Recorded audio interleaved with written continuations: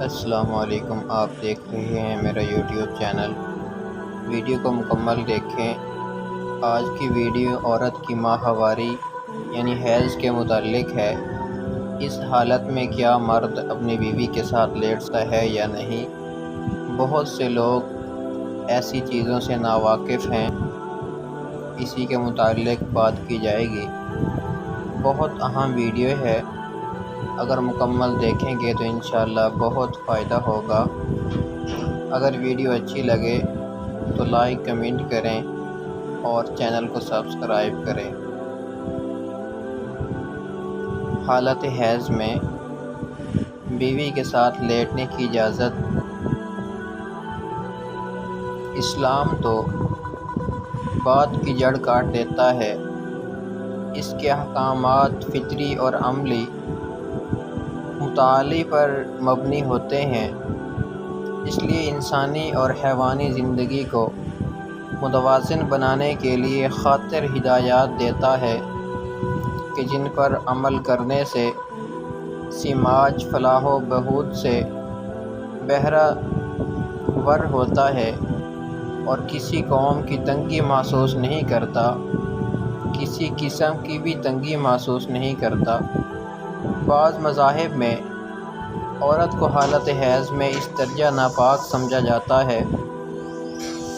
زمانہ جاہلیت میں لوگ حالت حیض میں اپنی بیویوں کے بستر، کھانا پینا سب کچھ الگ کر دیتے تھے، لیکن ہمارا مذہب اسلام بالکل ایسے نہیں کہتا، بلکہ صرف و ہم بستری سے منع کرتا ہے۔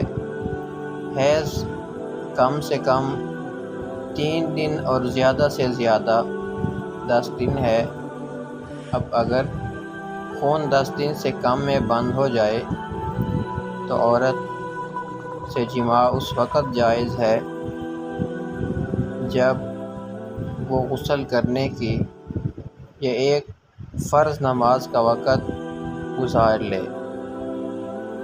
اور اگر خون پورے 10 دنوں کے بعد بند ہو تو غسل سے پہلے ہی اس سے جماع جائز ہوگا۔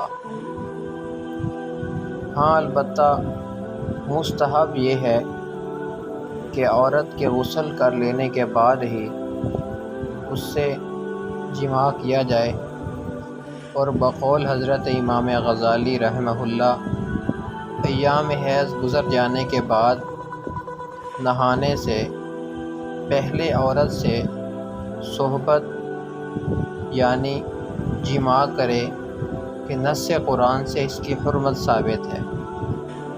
چونکہ ایام حیض میں عورت میں غسل کرنا بند کر دیتی ہے، اس لیے عقل سلیم کا فائدہ بھی یہی تقاضا ہے اور کرتا بھی ہے کہ بعد غسل صحبت کی جائے، تاکہ بوس و کنار کے وقت عورت کے بدن کی بدبو ناگوار نامعلوم ہو۔ خلاصہ یہی ہے کہ حالت حیض میں انسان اپنی بیوی کے ساتھ جماع کے علاوہ سب کچھ کر سکتا ہے، صرف جماع سے شریعت اسلام نے منع کیا ہے۔ اگر ویڈیو اچھی لگی تو چینل کو سبسکرائب کریں اور لائک کمنٹ بھی کر دیں۔ شکریہ۔ السلام علیکم۔